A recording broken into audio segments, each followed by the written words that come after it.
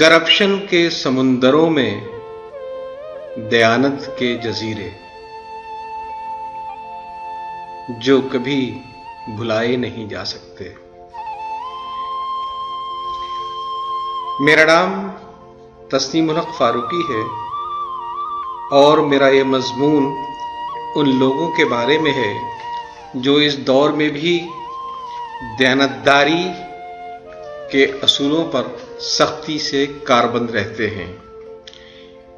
دراصل میرا یہ مضمون مشرقی پاکستان کے ایک سابق آفیسر نصیر الدین حیدر رضوی صاحب کو خراج تحسین ہے، جن کے حالات کو پڑھ کر مجھے یہ مضمون لکھنے کا خیال آیا۔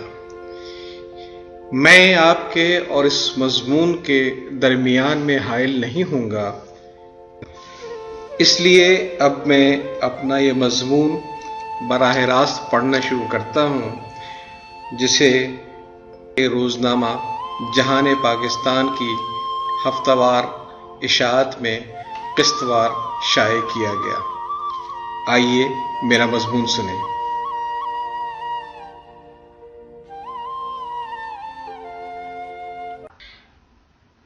زیادہ پرانی بات نہیں، نصف صدی پہلے تک ہمارے معاشرے میں خاندانی پس منظر اور اخلاقی اقدار کی زیادہ اہمیت ہوا کرتی تھی اور روپے پیسے کی کم، مگر پچھلے 60 سے زائد برسوں میں کچھ ایسا انقلاب آیا کہ پیسہ غالب ہو گیا ہے اور قدریں مغلوب۔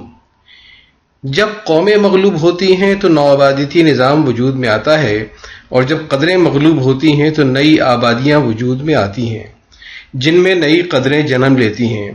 شرافت اور خاندانی پس منظر سے زیادہ اہم کوٹھی کا سائز اور فن تعمیر بن جاتے ہیں، جن سے سماجی مرتبے کا تعین ہوتا ہے۔ بازار حسن والیاں، جنہیں کوئی کرائے کا مکان نہیں دیتا، کوٹھوں سے نکل کر کوٹھیوں میں منتقل ہوتے ہی معززین شہر میں شمار ہونے لگتی ہیں۔ ان کی گھریلو تقریبات میں لوگ اہل خانہ سمیت شریک ہونے لگتے ہیں، جن کا لازمی حصہ محفل موسیقی کے نام پر رقص و سرور کی وہ محفلیں ہوتی ہیں جن کے نام پر شرفا کی اولادیں بھی رات گئے تک مجروں میں شریک ہونے لگیں۔ دولت کا سونامی خونی رشتوں کو بھی بہا کر لے گیا۔ اس بھائی سے جو اسکول میں کم تنخواہ پر ملازم استاد ہو، وہ بھائی زیادہ اہم اور قابل عزت بن جاتا ہے جو بھتیجی کی شادی پر کھل کے خرچہ کرے، خواہ سب جانتے ہوں کہ اس کی آمدنی کا بڑا حصہ حرام پر مبنی ہے۔ جب سے روپیہ پیسہ مقصد حیات بنا ہے، حلال اور حرام کے تصورات بے معنی ہو گئے ہیں۔ لوگ حرام کاری کے جواز میں ان روایتوں کو پیش کرتے ہیں جن کے مطابق مرنے سے پہلے کلمہ پڑھتے ہی سارے گناہ معاف ہو جائیں گے، یا یہ کہ جب محبوب خدا حضور اکرم صلی اللہ علیہ وآلہ وسلم اپنی امت کی شفاعت کریں گے تو سارے امتی اپنے اعمال سے قطع نظر سیدھے جنت میں چلے جائیں گے۔ زندگی کا مقصد صرف آمدنی میں اضافہ ہی ہو گیا ہے، اور چونکہ حلال آمدنی سے لوگوں کے خیال میں یہ اضافہ آہستہ اور کم کم ہوتا ہے، اس لیے لوگ حلال حرام کی بحث میں پڑھنے کے بجائے ہر ممکن ذریعے سے پیسہ کمانے لگے ہیں۔ وہ سوچتے ہیں کہ ابھی تو آمدنی بڑھنے دو، بعد میں خیرات بانٹ کر یا حج کر کے اللہ سے معافی مانگ لیں گے۔ لوگ خود ہی مفتیان دین بن کر خود کو تسلیہ دینے لگتے ہیں کہ چونکہ اس دور میں حلال کی آمدنی سے گزارا ممکن نہیں، چنانچہ اضطرار کی کیفیت میں حرام بھی حلال ہے۔ وہ یہ نہیں سوچتے کہ اگر دودھ کی مقدار کم ہو اور لوگوں کی ضرورت زیادہ ہو تو اسے کم ہی استعمال کیا جائے گا۔ اگر کوئی بچہ اس دودھ میں پیشاب کر دے تو کوئی احمق ہی ہوگا جو دودھ کی مقدار بڑھنے پر خوش ہوگا۔ کاش ہم سمجھ جائیں کہ اس طرح حرام کی کمائی سے معمولی اضافہ بھی محنت اور حلال کی کمائی کو مکمل برباد کر سکتا ہے، اس اضافے کا سبب نہیں بن سکتا۔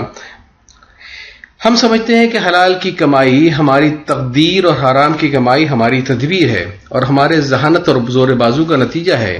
کاش لوگ یہ سمجھ سکیں کہ ہمارے مقدر کا جو ہے وہ ہمیں مل کر رہے گا۔ ہمارا اختیار تو صرف اتنا ہے کہ ہم یہ فیصلہ کریں کہ اپنے مقدر کا کتنا ہم حلال سے کماتے ہیں اور کتنا حرام سے۔ یہ فلسفہ میں نے پہلی بار ایک دانشور اور بہت ہی سینئر بیوروکریٹ جناب آفتاب احمد خان سے سنا۔ ایک سیمینار میں انہوں نے بتایا کہ کسی محفل میں ایک نوجوان نے آ کر مجھے سلام کیا اور پوچھا کہ آپ نے مجھے پہچانا، لیکن میں اسے پہچان نہ سکا۔ اس نے کہا میرا نام فلاں ہے، چند سال قبل میں آپ کی وزارت میں سیکشن آفیسر تھا اور آپ نے ایک بار مجھ سے کہا تھا کہ جو تمہارے مقدر کا ہے وہ تمہیں مل کر رہے گا، مگر تمہارا اختیار صرف اتنا ہے کہ اپنے مقدر کا کتنا مال تم حلال سے کماتے ہو اور کتنا حرام سے، یہی تمہاری آزمائش ہے اور اسی لیے تم دنیا میں بھیجے گئے ہو۔ آفتاب صاحب بتانے لگے کہ مجھے وہ سارا قصہ یاد آ گیا کہ اس سیکشن افسر کے بارے میں گمنام خط موصول ہوا تھا۔ اس میں شکایت کی گئی تھی کہ وہ حکومت کے لیے بھاری مشینری کی خریداری میں اس قسم کی شرائط ڈالتا تھا جس پر صرف ایک یورپی کمپنی ہی پورا اترتی تھی، جہاں سے اسے معقول کمیشن ملتا تھا۔ آفتاب صاحب نے مزید بتایا کہ میں نے اس نوجوان افسر کو بلا کر وہ خط پڑھوایا اور پھر اس کے سامنے وہ خط پھاڑ کر ردی کی ٹوکری میں ڈال دیا کہ گمنام خطوں کے بارے میں سرکاری ہدایت یہی تھی، مگر میں نے اس نوجوان سے کہا کہ آج کے بعد سے تمہارے ہر کام کی میں گہری نگرانی خود کروں گا، کیونکہ مجھے تمہارے خلاف ثبوت کی تلاش ہے۔ پھر اسے سمجھایا کہ کیوں اپنی عاقبت خراب کرتے ہو، جو تمہارے مقدر کا ہے وہی تمہیں مل رہا ہے اور ملتا رہے گا، تم اسے گھٹا یا بڑھا نہیں سکتے، صرف حلال اور حرام کا تناسب ہی بدل سکتے ہو۔ آفتاب صاحب نے کہا کہ وہ آفیسر کچھ عرصے بعد ہی اپنا تبادلہ ایک دوسری وزارت میں کروا کے چلا گیا۔ پھر کئی سال بعد جب اس سے ملاقات ہوئی تو کہنے لگا، سر، پہلی بات تو یہ کہ گمنام خط میں جو شکایت کی گئی تھی وہ ہر بہر درست تھی۔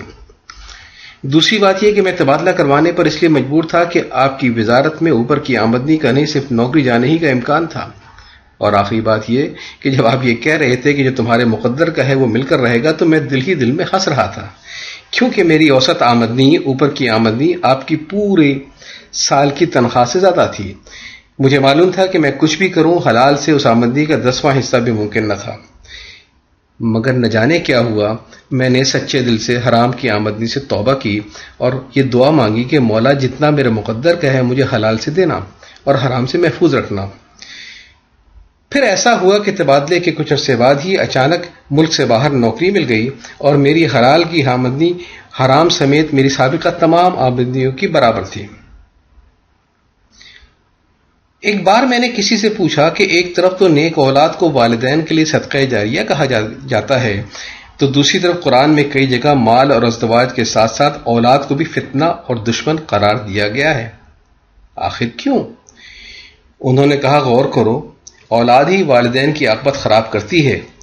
کیسے؟ میں نے حیرت سے پوچھا۔ کیا یہ حقیقت نہیں کہ جب کسی سے حرام کی آمدنی کا سبب پوچھا جائے تو اس کے پاس صرف ایک ہی جواب ہوتا ہے کہ کیا کریں، مجبوری ہے، بچوں کی خاطر کرنا پڑتا ہے، اپنی تو جیسے تیسی گزر جائے گی مگر بچوں کے مستقبل کی خاطر کچھ نہ کچھ کرنا ہی پڑے گا، وغیرہ وغیرہ۔ ان کی اس بات سے مجھے یاد آیا کہ جب نصف صدی پہلے ٹی وی نیا نیا آیا تو عام گھروں میں اس کا داخلہ معیوب سمجھا گیا۔ کبھی بزرگوں نے گھر گھر مجرے کو قرب قیامت کی نشانی قرار دیا، کبھی والدین نے اسے تعلیم بیڑا غرق کرنے کی سازش کہا۔ پھر ٹی وی کو ہر گھر میں داخلہ مل گیا۔ ہر شخص کے پاس صرف ایک ہی جواز تھا، کیا کرے، بچوں کا مسئلہ ہے، وہ چھپ کر پڑوس میں دیکھیں گے۔ لوگ اپنی حرام آمدنی سے بڑے بڑے ہوٹلوں میں مہنگے مہنگے کھانے اور ملک میں اور ملک سے باہر تفریح کے باہر بھاری اخراجات کرتے ہیں، لیکن اس کا سبب اپنے بچوں ہی کو بتاتے ہیں۔ کوئی یہ نہیں کہتا کہ میں اپنی نفسیانی خواہشات پورا کرنا چاہتا ہوں۔ جو لوگ ایسا نہیں کرتے انہیں معاشرے میں بیوقوف سمجھا جاتا ہے۔ لوگ حیرت سے پوچھتے ہیں، کیا آپ کو اپنے بچوں کا خیال نہیں آتا؟ اس سوال کا سب سے خوبصورت جواب FIA کے ایک انسپکٹر، جن کا فرضی نام میں یہاں پہ انسپکٹر معروف لوں گا، انہوں نے اس سوال کے جواب میں بہت ہی سکون اور اطمینان سے کہا تھا، آتا ہے، تبھی تو۔ یہ قصہ ہر بھر سچا ہے، میں صرف کرداروں کے نام بدل رہا ہوں۔ 12 سال قبل پرویز مشرف صاحب نے جب احتساب کا عمل شروع کیا تو آغاز میں ظاہری طور پر احتساب کے محرکات سیاسی نہیں تھے۔ پاکستان کی تاریخ میں پہلی بار بڑی بڑی مچھلیوں پر ہاتھ ڈالا جا رہا تھا، یہاں تک کہ لوگ ملک سے فرار ہونے لگے۔ کرپشن کی تحقیقات کے لیے FIA کے بدنام ترین افسران کی خدمت لی گئی۔ بدنام ترین اس معنی میں کہ وہ حرام نہ خود کھاتے تھے نہ کسی کو کھانے دیتے تھے۔ انسپیکٹر معروف بھی انہی افسران میں سے ایک تھے۔ وہ جن مالیاتی جرائم پر کام کر رہے تھے ان میں کروڑوں کے گھپلے ہوئے تھے، مگر انہوں نے بڑی بڑی سفارش یا رشوت کو نظر انداز کر کے مجرموں کے خلاف چالان مکمل کیا اور انہیں جیل بھجوایا۔ اس شخص کی ایمانداری کی میں صرف ایک مثال پیش کروں گا۔ اس دور میں ایک سرکاری ادارے میں بہت بڑا مالیاتی فراڈ ہوا تھا۔ فراڈ کیا بلکہ وہ تو اپنے وقت کا سب سے بڑا مالیاتی ڈاکہ تھا، جس میں اس ادارے کی ملکیت تقریباً 1 ارب روپے کے شیئرز اور سرکاری تمسکات جعلسازی سے فروخت کر کے رقم کو ہڑپ کر لیا گیا تھا۔ اس کیس کی تحقیق انسپیکٹر معروف کے ذمے تھی۔ اس نے کھوج لگا کر بڑی تعداد میں اثاثے برآمد کیے۔ نہ صرف یہ کہ اس اسکینڈل کے مرکزی کردار طارق کو گرفتار کر کے جیل بھیجا، بلکہ اس کے ان تمام دوستوں کو بھی جو ان کے مالی معاملات میں براہ راست یا بالواسطہ طور پر شریک تھے یا جنہوں نے ان سے کوئی فائدہ لیا تھا، سب ایک ایک کر کے جیل چلے گئے، سوائے ایک دوست تنظیم صاحب کے۔ تنظیم صاحب کو اس گروپ میں نوکری کے لیے ایک معقول رقم کا بونس دیا گیا تھا۔ ان کو اتنا معلوم تھا کہ متحدہ عرب امارات کے کچھ سرمایہ کار پاکستان میں بھاری سرمایہ کاری کر رہے ہیں۔ وہ پس منظر کے مالیاتی فراڈ سے واقف نہ تھے، مگر اس انکشاف کے بعد اور اس کے نتائج کے خوف سے وہ ذہنی اذیت کا شکار ہو گئے۔ فون کی ہر گھنٹی پر ان کا دل اچھل کر حلق میں آ جاتا تھا، اور سفید قمیض شلوار میں ملبوس ہر شخص پر انہیں شبہ ہوتا تھا کہ اس کا تعلق FIA سے ہے اور وہ اسے گرفتار کرنے آیا ہے۔ ایسے میں ایک دن تنظیم صاحب کو انسپیکٹر معروف کا فون آ ہی گیا، جس نے تنظیم صاحب کو ایک مقامی بینک میں بلایا۔ تنظیم صاحب بوجھل قدموں یہ سوچتے ہوئے چلے گئے کہ آج کھیل ختم ہو جائے گا۔ آج دوسروں کی طرح ان کے بھی اکاؤنٹ کو منجمد کر کے انہیں جیل بھیج دیا جائے گا۔ ان کے گھر والوں پر اور دوستوں پر یہ خبر کیسی بجلی بن کر گرے گی۔ انہیں یہ بھی فکر تھی کہ ان کی بہنوں سے ان کے سسرال میں کیا کیا سوال ہوں گے جن کا وہ مان تھے۔ مگر جب تنظیم صاحب انسپیکٹر معروف کے سامنے جا کر بیٹھے تو ان پر حیرت کا پہاڑ ٹوٹ گیا۔ انسپیکٹر معروف نے بات کا آغاز یہ کہہ کر کیا کہ آپ کو بلانے میں اس لیے دیر ہوئی کہ ہمیں آپ کے خلاف ثبوت درکار تھا۔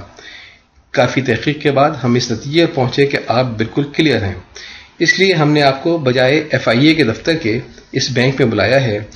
آپ اپنا مکمل بیان بالکل سچ ریکارڈ کروا دیں، پھر آپ گھر جا سکتے ہیں۔ اور پھر ایسا ہی ہوا۔ نہ انسپیکٹر معروف نے دوسروں کے نام پر کسی قسم کی مٹھائی وغیرہ کا مطالبہ کیا، نہ ہی اس دن کے بعد سے انسپیکٹر معروف نے تنظیم صاحب سے کوئی رابطہ کیا۔ یوں معروف صاحب کی معرفت تنظیم صاحب کی کوئی نیکی کام آئی اور اللہ نے ان کا پردہ رکھ لیا۔ میری انسپیکٹر معروف سے ایک بار ملاقات ہوئی تھی۔ میں جانتا تھا کہ معروف صاحب کو کسی سے رشوت مانگنے کی ضرورت نہیں تھی، کیونکہ وہ جن قسم کے کیسوں پر کام کر رہے تھے ان میں ان کی خاموش رضامندی درکار تھی۔ لوگ بلا مبالغہ کروڑوں کی جائیداد ان کے نام پر منتقل کر دیتے۔ ایک مشترکہ دوست سے معلوم ہوا کہ انسپیکٹر معروف بنس روڈ کی گلی میں ایک اوپر کے اور چھوٹے سے پرانے فلیٹ میں رہتے ہیں۔ میں نے ان سے پوچھا کہ کیا آپ کو بچوں کا خیال نہیں آتا؟ تو وہ بولے، آتا ہے، تبھی تو۔ میں نے انسپیکٹر معروف سے کہا کہ ہم میں سے اکثر لوگ صرف اس لیے ایماندار ہیں کہ ہمیں مواقع نہیں ملتے، مگر جس کیسوں پر اور جن لوگوں پر آپ کام کرتے ہیں وہاں تو رشوت نہ لینا ناقابل معافی سماجی جرم ہے، جس میں آپ کی نوکری بھی جا سکتی ہے اور جان بھی۔ اس پر انسپیکٹر معروف نے بے نیازی سے کہا کہ میں جانتا ہوں اللہ مالک ہے۔ میں نے انسپیکٹر معروف سے پوچھا کہ اس ثابت قدمی کا راز کیا ہے؟ تو وہ کہنے لگے، میری ماں۔ پھر بتانے لگے کہ جب میں تعلیم مکمل کر کے عملی زندگی میں قدم رکھنے لگا تو میری ماں نے مجھے بلایا۔ ان کی آنکھ میں آنسو بھرے ہوئے تھے۔ کہنے لگی، بیٹا، جس دن تو پیدا ہوا تھا میں نے پہلی غذا کے طور پر تیرے حلق میں اپنے دودھ کے جو قطرے ڈالے تھے وہ بالکل پاک اور حلال تھے۔ پھر کیسا کیسا کڑا وقت ہم دونوں نے نہ دیکھا، مگر تو جانتا ہے کہ میں نے ساری زندگی کتنی کوشش کی کہ تیرے حلق سے اترنے والا ہر نوالا اور ہر قطرہ پاک، صاف اور حلال ہو۔ مگر بیٹا، اب جب کہ میں بوڑھی ہو چکی ہوں تو مجھے حرام کی غلاظت کھلا کر میری مٹی خراب مت کرنا۔ لوگوں کو ایماندار رکھنے کے لیے کسی قانون کی ضرورت نہیں، صرف اس احساس کو اجاگر کرنا ہے کہ ایک دن دونوں ہاتھ خالی لے کر قبر میں اترنا ہے۔ کفن تو ہوگا مگر کفن میں جیب نہیں ہوتی۔ اس دن کے بعد ہماری اولاد ہمارے کام نہ آئے گی۔ ہمیں اکیلے ہی حرام حلال کا اپنے خدا کو جواب دینا ہوگا۔ ہم ستر پوشی اس لیے نہیں کرتے کہ فوجداری کی کسی دفعہ کے تحت تن کی عریانی پر کسی سزا کا ڈر ہوتا ہے، بلکہ ہم کپڑے صرف اس لیے پہنتے ہیں کہ خدا اور سماج اگر معیوب نہ بھی سمجھے تب بھی ہم عریانیت کو اپنے لیے دل سے معیوب سمجھتے ہیں۔ یہی احساس ہمیں بدعنوانی یعنی حرام کی غلیظ آمدنی کے بارے میں بھی پیدا کرنا ہوگا۔ جب آدمی یہ سوچنے لگے گا کہ ہر عمل کے لیے وہ خود کو اور خود اپنے خدا کو جواب دہ ہے تو اپنے لیے دیانتداری کے خود ہی معیار بنائے گا، ہر قسم کی بدعنوانی سے پرہیز کرے گا۔ ورنہ اس معاشرے میں ایسے عقلمند بھی موجود ہیں جو صرف نقد رشوت ہی کو حرام سمجھتے ہیں، مگر وہی کام وہ کبھی تعلقات کی بنیاد پر کر دیتے ہیں تو کبھی ان کاموں کے عوض تحائف اور ناجائز مراد کو قبول کرنا بلکہ طلب کرنا بھی اپنا حق سمجھتے ہیں۔ نقد رقم دی جائے تو گناہ، مگر قیمتی میں موبائل فون یا دستی گھڑی تحفے میں ملے تو باچھیں کھل جاتی ہیں۔ کبھی کبھار اپنے گھر کی تقریب کے لیے کاروباری دوستوں سے ہوٹل کا بل ادا کرنے کی فرمائش کی جاتی ہے کہ آپ کی کمپنی میں مہمانداری کا بجٹ ہوتا ہے جس سے ہم جیسے لوگوں کو بڑا سہارا ہوتا ہے۔ بزرگوں نے کہا کہ تحائف لینا سنت ہے، لینا اور دینا دونوں سنت ہے، مگر تحفہ لیتے وقت دو چیز کا خیال رکھو۔ ایک تو یہ کہ وہ اتنا قیمتی نہ ہو کہ آپ جوابی طور پر اتنا قیمتی تحفہ دے نہ سکیں، یا یہ کہ تحفہ لیتے وقت یہ خیال نہ آئے کہ اگر میری سیٹ بدل جائے گی تو یہ شخص مجھے ایسا تحفہ نہیں دے گا، پھر وہ تحفہ سنت نہیں بلکہ نقد رشوت کی متبادل شکل ہے۔ بہرحال اس دور میں ایسے بھی لوگ ہیں جن کے نزدیک ایمانداری کے اپنے معیار ہیں جن پر وہ سمجھوتا کرنا اپنی ہتک اور توہین سمجھتے ہیں۔ مجھے ایک سرکاری مالیاتی ادارے کے سربراہ اکثر یاد آتے ہیں جن کا پرائیویٹ سیکرٹری میرا دوست تھا۔ اس ادارے کو اپنا پرانا فرنیچر فروخت کرنا تھا جسے ایک نیلام گھر بھیج دیا گیا۔ میں بھی وہ نیلامی دیکھنے گیا تھا۔ ہر چیز بولی لگ کر صاف شفاف طریقے سے فروخت ہو رہی تھی۔ پھر بیڈ روم کے پرانے پردوں کا نمبر آیا تو بولی کچھ زیادہ ہی بڑھنے لگی۔ مجھے بہت حیرت ہوئی کہ بولی بڑھانے والا میرا ہی دوست تھا جس نے کسی اور چیز کی بولی میں حصہ نہ لیا تھا۔ میں نے بعد میں اس سے پوچھا کہ اس قدر مہنگے پردے لینے کی کیا تک تھی، تو انہوں نے رازداری کا وعدہ لے کر بتایا کہ یہ پردے ہمارے ایم ڈی کی بیگم صاحبہ کو بہت پسند تھے، اس لیے ایم ڈی نے پیسے اور یہ ہدایت دے کر بھیجا تھا کہ کسی بھی قیمت پر ان پردوں کو خرید لوں، مگر کسی کو یہ معلوم نہ ہو کہ یہ پردے تمہارے ذریعے سے میں خرید رہا ہوں۔ اسی طرح مجھے ایک اور مالیاتی ادارے کے سربراہ بھی یاد آتے ہیں جہاں میں کبھی ملازمت کیا کرتا تھا۔ انہیں حکومت پاکستان نے جب ایم ڈی بنا کر بھیجا تو اس وقت وہ ایک درمیانی قسم کے سرکاری مکان میں رہتے تھے جو انہیں فیز 2 میں جو ہمارے ادارے کی ملکیت ایک مکمل فرنش 2000 گز کا بنگلہ دکھایا گیا جو انہیں بہت پسند آیا، کیونکہ اس میں ہر قسم کی سہولتیں موجود تھیں، ہر قسم کا اسٹاف موجود تھا، مگر انہوں نے اس بنگلے میں منتقل ہونے سے انکار کر دیا اور پرانی رہائش گاہ میں رہنے کو ترجیح دی۔ جب ان کے پرائیویٹ سیکرٹری نے ان سے اصرار کیا تو موصوف نے ایک مخصوص مسکراہٹ سے کہا کہ سرکاری قواعد کے تحت میرا استحقاق صرف 2 ایئر کنڈیشنر کا ہے، جبکہ اس بنگلے میں 8 سے زیادہ ایئر کنڈیشنر لگے ہوئے ہیں، میں کیسے شفٹ ہو جاؤں؟ مجھے یاد ہے ریٹائرمنٹ کے بعد مجھے انہوں نے کسی کام سے بلایا تو مجھے معلوم ہوا کہ وہ کسی مکان کے مالک نہ تھے بلکہ ریٹائرمنٹ کے بعد سرکاری رہائش گاہ خالی کر کے لبے سڑک ایک چھوٹے سے فلیٹ میں منتقل ہو گئے تھے۔ کچھ لوگ سمجھتے ہیں کہ کام اگر ایمانداری سے کیا جائے تو اولاد کا مستقبل تاریک ہو جائے گا، نہ پیسے ہوں گے، نہ بچوں کو اچھی تعلیم ملے گی اور نہ ان کا کیریئر بنے گا۔ ان کے لیے میرا پیغام ہے کہ خدا پر بھروسہ رکھیں، حرام سے پرہیز کریں، اللہ آپ کی اولاد کو دین اور دنیا دونوں میں بڑی بڑی کامیابی دے گا۔ میں بطور خاص مشرقی پاکستان کے سابقہ رجسٹرار امداد باہمی اور سابقہ مجسٹریٹ جناب سید نصیر الدین حیدر رضوی صاحب مرحوم کا ذکر کروں گا، جو بہت سادہ مگر اصولوں پر سختی سے کاربند آفیسر تھے۔ پاکستان کے ایک ریٹائرڈ بیوروکریٹ جناب کاظم منصور صاحب نے اپنی آبیاتی میری داستان میں ان کا ذکر کچھ یوں کیا ہے. اب یہاں سے ان کی داستان کا حوالہ ہے. یہ انتہائی سادہ طبیعت کے آفیسر 100% دیانتداری سے کام کرتے تھے. صرف کرتا پجامہ اور معمولی سی شیروانی میں ملبوس رہتے. وقت پر جانا ان کا معمول تھا، یہاں تک کہ ان کی دفتر آمد سے لوگ اپنی گھڑیاں درست کیا کرتے تھے. اپنے اصولوں کے سخت پابند اور معاملات یا مقدمات میں بالکل کھرے انسان تھے. وہ دور دراز کے دیہی علاقوں میں اپنا کھانا ساتھ لیے باپیادہ یا کشتی پر دورہ کرتے تھے. ان کی شیروانی کی پاکٹ میں بغیر دستخط شدہ معطلی کے احکامات کے ٹائپ شدہ مسودوں کی بہت ساری کاپیاں ہوا کرتی تھیں. جس وقت وہ کسی کو نااہل دیکھتے فوری طور پر بلا تکلف جیب سے ایک معطلی کا حکم نامہ نکال کر اس متعلقہ افسر کا نام اور عہدہ لکھ کے دستخط کر کے اس کے حوالے کر دیتے تھے. ایک زمانے میں additional district magistrate Memon Singh تھے. کسی اسلامی تقریب غالباً محرم الحرام کا مہینہ آ گیا. ان کی بیگم کو چند کلو چینی کی ضرورت ہوئی کیونکہ اس زمانے میں چینی کی راشننگ ہوا کرتی تھی. چنانچہ ان کی بیگم نے چپراسی سے کہا کہ راشن کی دکان سے صرف 5 کلو اضافی چینی راشن کارڈ کے استحقاق کے علاوہ لے آؤ. اس غریب نے ایسا ہی کیا.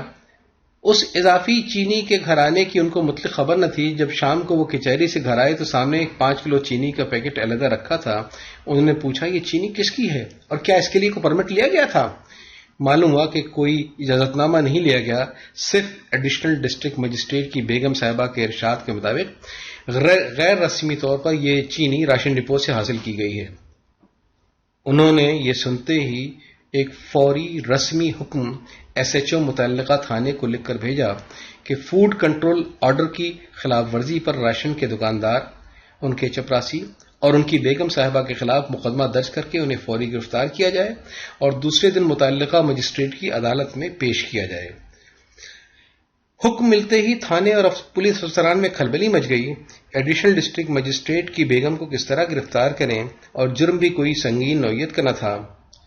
ان کی بیگم صاحبہ نے ایک وکیل کی معرفت متعلقہ مجسٹریٹ کی عدالت میں درخواست کی کہ چونکہ اس معاملے میں کئی ملزمان ملوث ہیں اس لیے ان کو غیر حاضری کی اجازت دی جائے. اس درخواست کو مجسٹریٹ نے ضابطے کے مطابق منظور کر لیا اور بعد میں ان تینوں کو فی کس 100 روپے جرمانے کی سزا دی. اس جرمانے کو رضوی صاحب نے اپنی بیگم اور چپراسی کی طرف سے خود ادا کر دیا. اس طرح یہ معاملہ قانون کے مطابق انصاف کے سارے تقاضوں کو پورا کرتا ہوا ختم ہوا. یہاں اس کتاب کا اقتباس ختم ہوتا ہے. ایک ایسا آفیسر جو اپنے اصولوں پر اتنا سخت ہو کہ پولیس کو حکم دے کہ اس کی بیگم کو گرفتار کر کے عدالت میں پیش کیا جائے، اس معاشرے میں کسی بھی حیثیت میں شاید رول ماڈل نہ بن سکے. ایک عام خیال یہی ہوتا ہے کہ جو شخص اپنے اصولوں کو خونی رشتوں پر ترجیح دے گا وہ ایک ناکام زندگی گزارے گا. نصیر صاحب کا قصہ سن کر میرے ایک دوست نے منہ بنا کر کہا کہ ایسی رہبانیت بھی کس کام کی کہ گھر والوں کے لیے مسئلہ ہی بن جائے.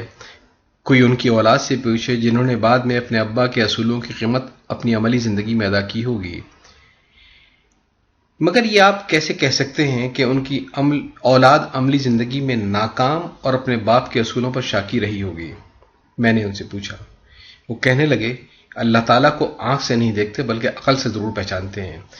اگر ان کی اولاد بہت لائق بھی نکلی ہوگی تو کوئی مدرسے میں استاد ہوگا یا پرائمری اسکول کا ٹیچر. بہت ہوا تو کوئی کسی سرکاری دفتر میں ایک چھوٹا موٹا سا آفیسر ہوگا. ان کے باپ کا فرض تھا کہ اپنے اصولوں سے زیادہ اپنے بچوں کے لیے خواب دیکھتے، ان کے مستقبل توجہ دیتے. اپنے دوست کی بات سن کر میں نے یہ سوچا کہ کیوں نہ دو باتوں کی تحقیق کی جائے. پہلی بات تو یہ کہ اتنا سخت رسولی آدمی جو اپنے اہل خانہ کو بھی سرکاری اصول توڑنے کی اجازت نہ دے، کیا اس نے کبھی اپنے بچوں کے مستقبل کا خیال کیا تھا؟ کیا اس نے کبھی ان کے لیے خواب دیکھے تھے؟ اور دوسری بات یہ کہ آج برسوں بعد نصیر صاحب کی اولاد کہاں کھڑی ہے؟ میں ساری عمر کبھی بنگال نہ گیا، نہ بنگال میں میرا کوئی جاننے والا ہے. ایسے میں برسوں بعد کسی خاندان کو تلاش کرنا ایسا ہی ہے گویا اندھیری رات میں اندھیرے کمرے کے اندر بھوسے کے ڈھیر میں کوئی سوئی تلاش کی جائے. مگر الحمدللہ خدا نے اس ناممکن کو ممکن کر دیا. انٹرنیٹ کی مدد سے میں نے وہ فیملی تلاشی کر لی اور ان کے بیٹوں سے میرا رابطہ قائم ہو گیا. مجھے میرے دونوں سوالوں کے جواب مل گئے. پہلے سوال کا جواب یہ تھا کہ مرحوم رضوی صاحب جو سخت اصولی شخصیت تھے اپنی اولاد کے لیے خواب ضرور دیکھتے تھے، ایسے خواب جو ہم میں سے کئی لوگوں نے نہ دیکھے ہوں گے۔ ان کا خواب تھا کہ ان کے بیٹے اپنی اپنی فیلڈ میں بادشاہ ہوں گے۔ یہ اپنے خواب پر ان کا اعتماد تھا کہ انہوں نے اپنے چاروں بیٹوں کے نام کے ساتھ جن القاب کا اضافہ کیا، وہ لقب آج بھی ان لڑکوں کی اپنے خاندان میں اور خاندانی احباب میں شناخت ہیں۔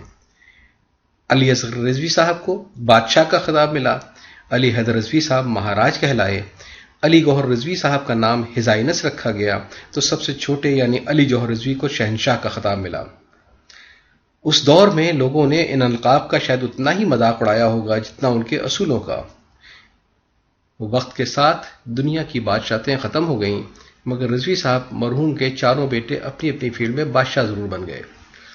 سب سے حیرت کی بات یہ ہے کہ جس بیٹے یعنی گوہر رضوی کے لیے انہوں نے ہز ہائنس کا خواب دیکھا تھا، اسے بنگلہ دیش سے باہر بھی سرکاری طور پر ہز ایکسیلنسی کا خطاب مل گیا۔ رضوی صاحب کے چاروں بیٹے اس وقت بنگلہ دیش میں بہت کامیاب، خوشحال اور مثالی زندگی گزار رہے ہیں۔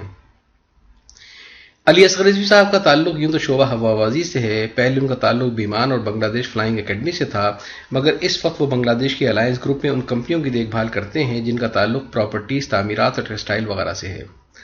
ان کی شناخت سماجی خدمات ہیں، وہ فردوس نصر ٹرسٹ کے چیئرمین ہونے کے ساتھ کئی مختلف پلیٹ فارم پر سماجی خدمات انجام دے رہے ہیں۔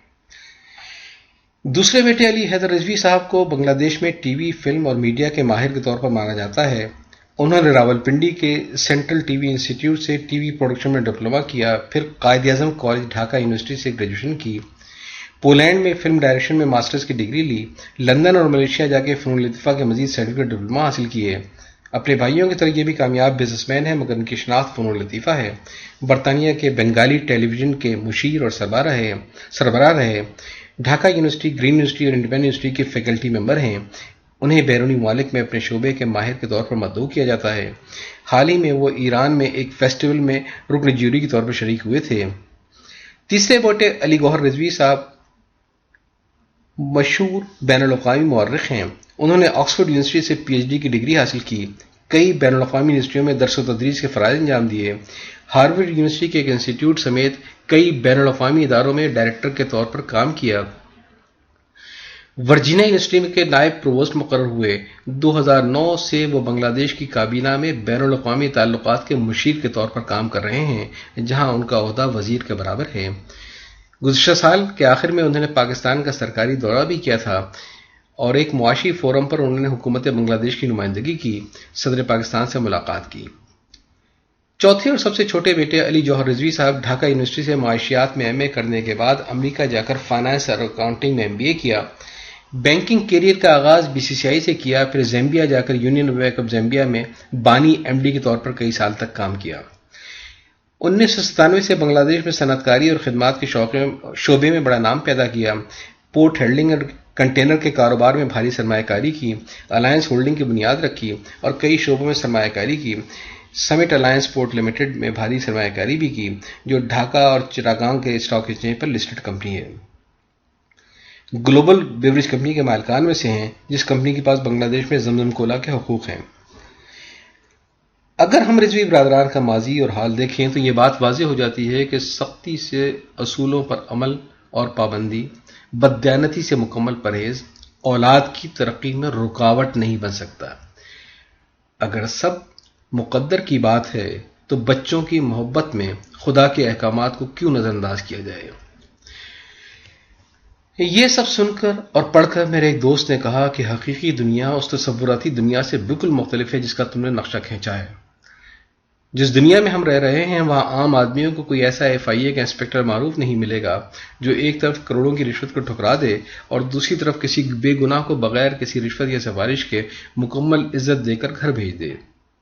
اس دنیا میں کوئی ایسا MD نہ ملے گا جو بیوی کی فرمائش پوری کرنے کے لیے اپنے بیڈ روم میں لگے پرانے سرکاری پردوں کو نیلام گھر سے معقول رقم پر خرید لے، اور نہ ہی ایسا کوئی MD ملے گا جو اپنی سرکاری رہائش گاہ میں صرف اس لیے رہنے سے انکار کر دے کہ اس میں موجود سہولتیں اور امارات اس کے سروس کانٹریکٹ میں درج امارات سے زیادہ ہیں۔ ان کا اصرار تھا کہ ناممکن ہے کہ اس دور میں اتنا اصولی آفیسر ہو جیسے کہ نصیر رضوی صاحب، جو تھانے کو تحریر حکم دے، کہ اس کی بیوی کو گرفتار کر کے عدالت میں پیش کیا جائے، جس نے شوہر کے سرکاری عہدے کا ناجائز استعمال کر کے محرم کی نیاز کے لیے 5 کلو چینی بغیر پرمٹ راشن ڈپو سے منگوا لی ہو۔ میں نے ان سے کہا کہ بھائی، یہ اس معاشرے میں اچھے اور برے ہر طرح کے لوگ موجود ہیں۔ یہ ایک نفسیاتی مسئلہ ہے کہ ہم لوگوں کو سفید براق دیوار نظر نہیں آتی، مگر اس کے وسط میں ایک کالا دھبا نظر آ جاتا ہے۔ ہمیں اس معاشرے کے اچھے کرداروں کو ڈھونڈ کر انہیں دوسروں کے لیے رول ماڈل بنانا ہوگا، کیونکہ مکھیاں 2 قسم کی ہوتی ہیں، ایک وہ جو صرف گندگی پر بیٹھتی ہے اور بیماریاں پھیلاتی ہے، دوسری وہ جو کہ پھولوں پر بیٹھ کر شہد کی صورت میں دنیا کو تمام بیماری سے شفا دلواتی ہے۔ تو بھائی، یہ انتخاب بھی تو ہمارا ہی ہے کہ اگر ہم چاہیں تو گندگی کی مکھی بن جائیں اور چاہیں تو شہد کی۔ شکریہ۔